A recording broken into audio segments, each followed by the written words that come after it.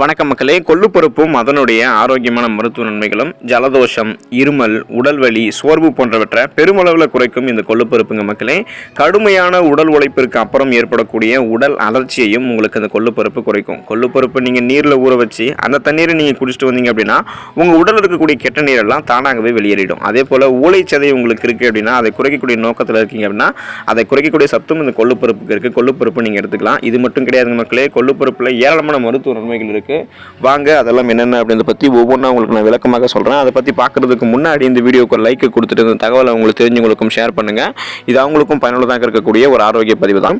சரி வாங்க மக்களே, இப்போ வீடியோக்குள்ளே போயிடலாம். உடல் எடை குறைய நீங்கள் கொள்ளுப்பருப்பை பயன்படுத்தலாம் மக்களே. உடல் எடையை குறைக்கிறதுல நீங்கள் மிக சிறந்த இயற்கை உணவுகளில் ஒன்றாக இந்த கொள்ளை பயன்படுத்தலாம். நமது நாட்டில் பண்டைய காலத்திலிருந்தே உடல் எடையை குறைக்கிறதுக்காக ஒரு உணவாக கொள்ளு தானியத்தை பயன்படுத்துவாங்க. ஸோ ஒரு பழமொழி கூட சொல்லுவாங்க, இளைத்தவனுக்கு எள்ளு கொளுத்தவனுக்கு கொள்ளு அப்படின்னு சொல்லிட்டு. இளைச்சி போயிருக்கிறவங்க எள்ளு பயிரை சாப்பிட்டாங்க அப்படின்னா அவங்களுடைய உடல் ரொம்பவே வலுவாக ஆரம்பிக்கும்.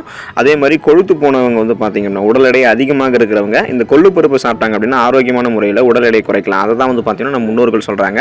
கொள்ளுப்பருப்பை நீங்கள் நன்றாக பொடி செஞ்சு அதை தினமும் காலையில் நீரில் கலந்து குடிச்சிட்டு வந்தீங்க அப்படின்னா வெகு சீக்கிரத்தில் நீங்கள் நினைக்கிற மாதிரி உங்களுடைய உடல் அமைப்பை நீங்கள் ஆரோக்கியமான முறையில் குறைக்கலாம். உங்கள் உடலில் இருக்கக்கூடிய தேவையற்ற கொழுப்புகள் கரைந்து உடல் எடை கட்டுப்பாட்டுக்குள்ளே உங்களுக்கு வரும்.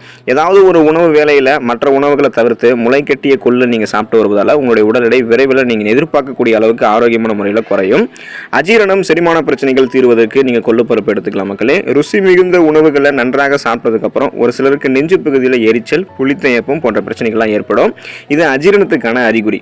மேலும் வயிற்றில் சாப்பிட்டு இருக்கக்கூடிய உணவுகளை செரிக்க உதவக்கூடிய அமிலங்கள்லாம் சரிவர உற்பத்தி ஆகாது.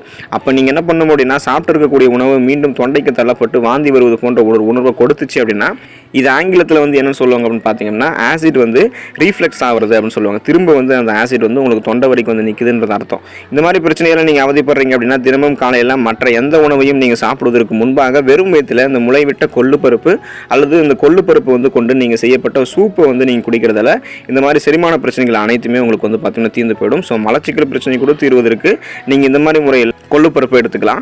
ஜலதோஷம், ஜுரம் உங்களுக்கு இருக்குது அப்படின்னா அது நீங்கி போகிறதுக்கு நீங்கள் கொள்ளுப்பருப்பு எடுத்துக்கலாம் மக்களே. ஜலதோஷம் மற்றும் ஜுரம் சிறியவர்கள் முதல் பெரியவர்கள் வரை அனைவருக்குமே ஏற்படுவது. இது சகஜமான ஒரு நோய். மற்ற எல்லாருக்குமே பார்த்தீங்கன்னா ஏற்படும். மனிதர்களினுடைய உடலில் நோய் எதிர்ப்பு திறன் வலுவிழக்கும் போது தான் இந்த மாதிரி நோய் தாக்கம் நமக்கு உண்டாகும். இந்தியாவினுடைய பாரம்பரிய மருத்துவமான ஆயுர்வேதத்தில் ஜுரம் மற்றும் ஜலதோஷம் பாதிக்கப்பட்டவர்கள் கொள்ளு ரசம் அல்லது கொள்ளை நீங்கள் செஞ்சு சூடான உணவுகளில் நீங்கள் அதிகம் சாப்பிடுவதால் ஜலதோஷம் மற்றும் ஜுரம் போன்றவை வெகு சீக்கிரத்தில் குணமாயிடும் அப்படின்னு சொல்லியிருக்காங்க. ஸோ இந்த நோய்களால் உங்களுடைய உடல் இழந்த பலத்தையும் திரும்ப மீட்டுக்கிறதுக்கு கொள்ளு உங்களுக்கு உதவிகரமாக இருக்கும். ஸோ அந்த வகையில் அந்த ப்ராப்ளத்தை கியூர் பண்ணிக்க, ஜுரம் ஜலதோஷத்தை நீங்கள் கியூர் பண்ணிக்க கொள்ளுப்பருப்பு எடுத்துக்கலாம். மாதவிடாய் பிரச்சனைகள் தீர்வதற்கு நீங்கள் கொள்ளுப்பருப்பு எடுத்துக்கலாம் மக்களே. மாதவிடாய் காலத்தில் ஏற்படக்கூடிய வலி அப்படின்றது பெண்கள் மட்டுமே உணர்ந்திருக்கக்கூடிய ஒரு வலி. ஒரு சில பெண்களுக்கு இந்த மாதவிடாய் முறையற்று வருவதோடு அதீத ரத்தப்போக்கு இருக்கும். மிகுதியான வலியும் ஏற்பட்டு அவங்களை வெகுவாக அது கலப்படைய செஞ்சிடும். ஸோ இப்படிப்பட்ட பிரச்சனைகளில் அவதியோடக்கூடிய பெண்கள் எல்லாமே கொள்ளுப்பருப்பை எடுத்துக்கலாம். கொள்ளுப்பருப்பில் செய்யப்பட்டிருக்கக்கூடிய உணவுகளை அடிக்கடி சாப்பிடணும் அப்படின்றது நமது பாரம்பரிய மருத்துவ நூல்களில் குறிப்பிடப்பட்டிருக்கு. கொள்ளு தானியங்களில் அதிக அளவு இரும்பு சத்து இருக்குது. இது பெண்களினுடைய மாதவிடாய் காலத்தில் அதீத ரத்தப்போக்கு ஏற்படுவதால் உடல் இழந்திருக்கக்கூடிய சத்துக்கள்லாம் ஈடு செய்யறதுக்கு உதவிகரமாக இருக்குது. மாதவிடாய் ஏற்படும் போது உண்டாகக்கூடிய அதிக எரிச்சல் மற்றும் வலியையும் குறைக்கக்கூடியது கொள்ளுப்பருப்பு. ஸோ அந்த ப்ராப்ளத்தை கியூர் பண்ணிக்க நீங்கள் கொள்ளுப்பருப்பு எடுத்துக்கலாம். கொள்ளுப்பருப்பில் செஞ்சிருக்கக்கூடிய உணவுகளை எடுத்துக்கலாம். சிறுநீரக கற்கள் பிரச்சனையில் நீங்கள் அவதிப்படுறீங்க அப்படின்னா சிறுநீரக கற்கள் நீங்கி போகிறதுக்கு நீங்கள் கொள்ளுப்பருப்பு எடுத்துக்கலாம். கால்சியம் ஆக்சலேட் அப்படின்னு சொல்லக்கூடிய தாது பொருள் நமது சிறுநீரகத்தில் அதிக அளவு சேர்ந்து விடும் போது தான் நமக்கு சிறுநீரகத்தில் அது கல்லாக மாறி சிறுநீர் கற்கள் மாதிரி உண்டாகி அது நமக்கு கடும் துன்பத்தை தரும். கொள்ளு தானியங்களை நீங்கள் அடிக்கடி சாப்பிட்டு வரீங்க அப்படின்னா இயற்கையாகவே சிறுநீர் கற்கள் ஏற்படுவதற்கான வாய்ப்புகள் இல்லாமலே போகும். அதாவது நீங்கள் உங்களுக்கு அந்த வாய்ப்புகளே இருக்காது, உங்களுக்கு சிறுநீர் கற்களே உருவாகாது அப்படின்றத மருத்துவர்கள் குறிப்பிட்றாங்க. கொள்ளு தானியங்களில் இரும்பு சத்து மற்றும் பாலிஃபினால் வேதிப்பொருட்கள் அதிகம் இருக்குது. இது ரெண்டுமே சிறுநீரக கற்களை கரைக்கிறதுக்கு பெருமளவு உதவி புரியுது. எனவே நீங்கள் தினமும் இரவில் சிறிதளவு கொள்ளு தானியங்களை ஒரு கிண்ணத்தில் போட்டுட்டு நீரில் ஊற வச்சுக்கணும்.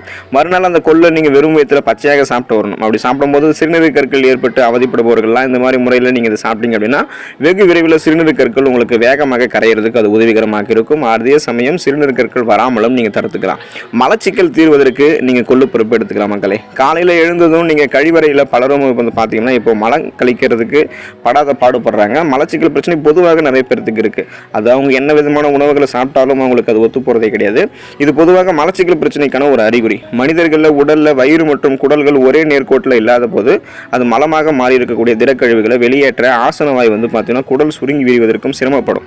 இதை தான் பார்த்தீங்கன்னா மலச்சிக்கல் அப்படின்னு சொல்லிட்டு மருத்துவர்கள் குறிப்பிடுறாங்க. கொள்ளு தானியங்களில் நார் சத்து அதிகம் நிறைந்திருக்கு. நார் சத்து நிறைந்திருக்கக்கூடிய உணவுகள் நம்ம அதிகம் சாப்பிடும்போது மலச்சிக்கல் பிரச்சனை கியூர் பண்ணிக்கலாம். ஸோ அந்த வகையில் கொள்ளுப்பருப்பில் நார் சத்து இருக்குது.